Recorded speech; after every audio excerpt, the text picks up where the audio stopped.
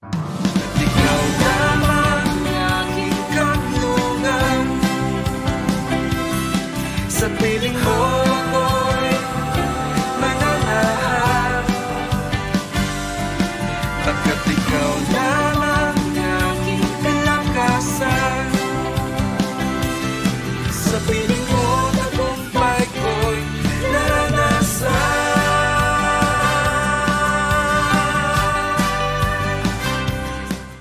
Magandang araw po sa inyo. Welcome po dito sa masaya at makabuluhang pagtatalakay ng salita ng Diyos na makakatulong sa atin sa panahon ng napakaraming challenges na hinaharap, pansarili man o pambansa. Gabayan nawa tayo ng Diyos sa ating debosyon ngayon. Paano ba kumalma sa panahong naapektuhan ka na?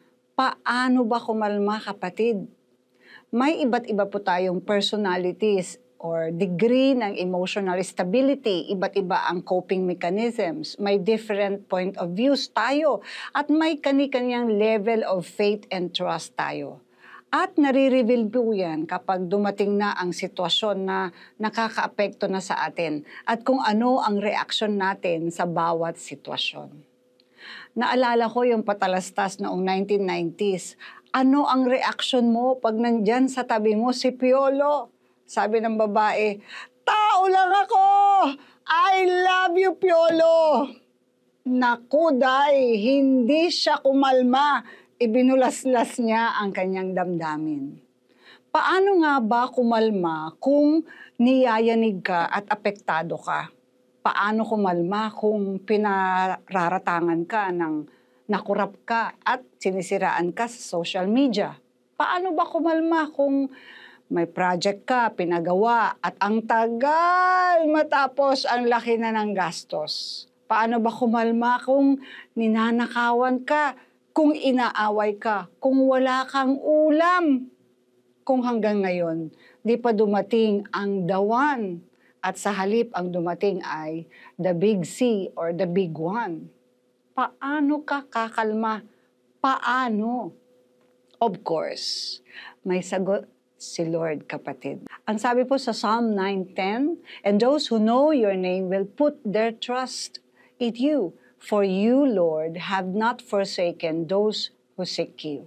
Sa Tagalog, si Yahweh ang takbuhan ng mga pinahihirapan, matibay na kanlungan sa oras ng kaguluhan.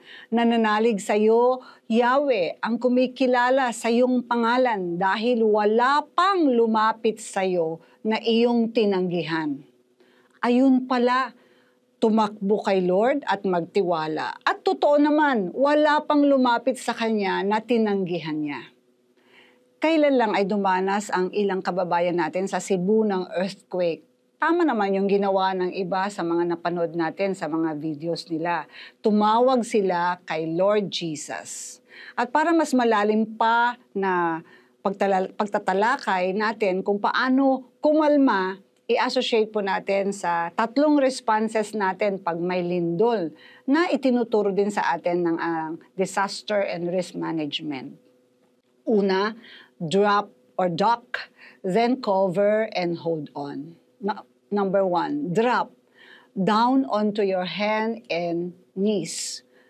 Lumapit sa Diyos at magpakumbaba. Down on your knees and pray. Walang ibang magpapakalma sa iyo kundi ang mag-pray at kausapin si Lord. At hayaan mong mangusap siya sa iyo. Ituturo niya ang dapat mong gawin sa mga sitwasyong hindi mo na kaya.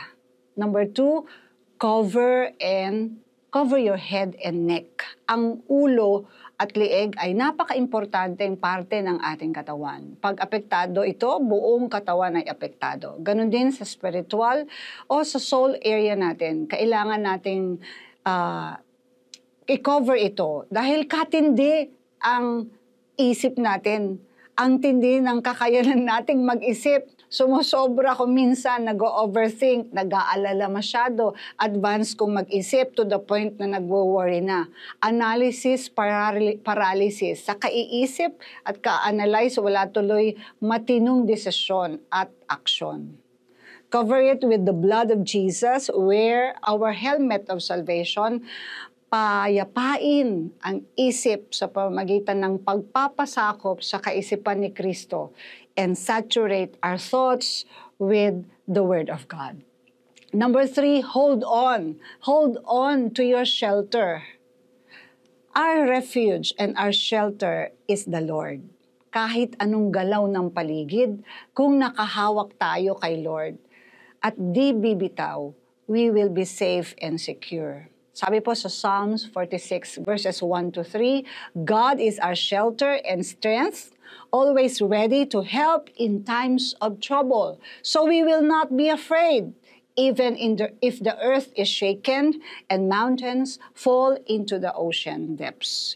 Even if the seas roar and rage and the hills are shaken by the violence. Mga awit 46, ang Diyos ang ating lakas at kanlungan at handang sumaklolo kung may kaguluhan. Di dapat matakot, mundo'y mayanig man, kahit na sa dagat ang bundok matangay, kahit na magalit yaong karagatan at ang mga burol mayanig magimbal.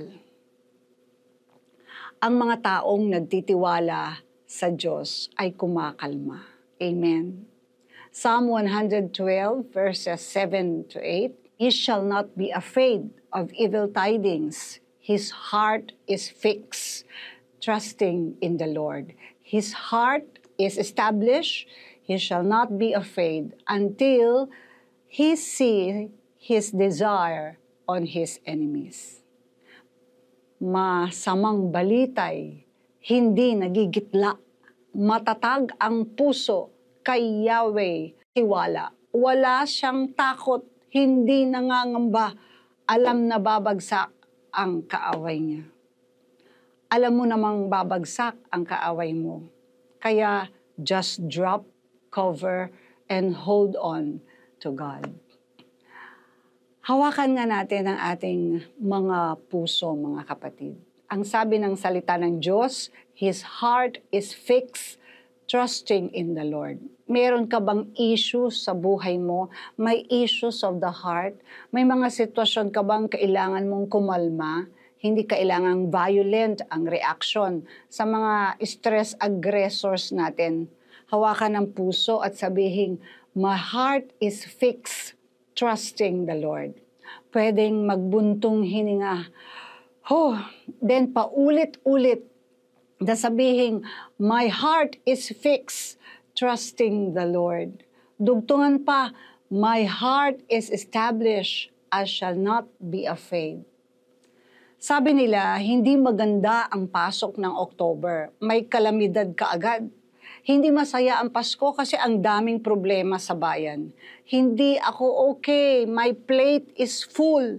Ang daming pressures, parang pressure cooker ang tindi ng init ng pagsubok. Lumalambot na ako. Help! Kapatid, walang hinihindian si Lord. Pag lumapit ka sa Kanya, hindi ka tatanggihan. Pag nagtiwala ka sa Kanya, ipapabagsak niya ang iyong mga kaaway at iingatan ka naman niya at iaangat ka niya. Sa tamang panahon. May timetable si Lord sa lahat ng bagay. May itinuturo siya at may inaayos siya. Kalma. Makukulong din ang mga nagnanakaw. Magbabayad din ang nakautang sa'yo. Matatapos din ang pinapagawa mong bubong o bahay. Aayos din ang mga toxic na mga kapamilya, katrabaho, ka-churchmates, kapitbahay, kababayan. Maayos ka din.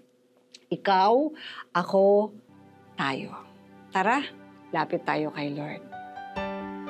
Panginoon, kami po'y lumalapit sa inyo at tunay na nagpapasalamat sa kabutihan mo, sa kagandahang loob mo. Patawarin mo kami, O Diyos, kung minsan or madalas kami hindi nagtitiwala sa iyo. Kami ay nagpapasakop sa aming sariling kakayanan at hindi kami nagpapasakop sa iyong kalooban. Ngayon, O Diyos, patuloy kami nagtitiwala sa iyo, tumitindig. Lord, Ikaw ang aming nilalapitan sa gitna ng kaguluhan, sa kahirapan, sa lahat ng mga pangyayari sa aming buhay, ipinagkakatiwala namin ito sa iyo. At sumasamba kami sa iyo, knowing that you are a God who is awesome, who is great. Kami puno ng paniniwala at pananampalataya sa iyo na kaya mo kaming sagipin. You are our shelter, you are our refuge. At Lord, kami ay kakalma dahil kasama ka namin. Ikaw na makapangyarihang Diyos na lumikha ng langit at lupa. Salamat po, O Diyos. Salamat po sa pangalan ng aming Panginoong Hesus. Amen and amen. Amen. Amen. Mga kapatid, magtiwala lang po tayo sa Diyos. Kalma dahil siya ang ating kasama. Have a happy and healthy Monday, mga kapatid. Happy anniversary na rin sa ating lahat. Salamat po. God bless us all. Naranasan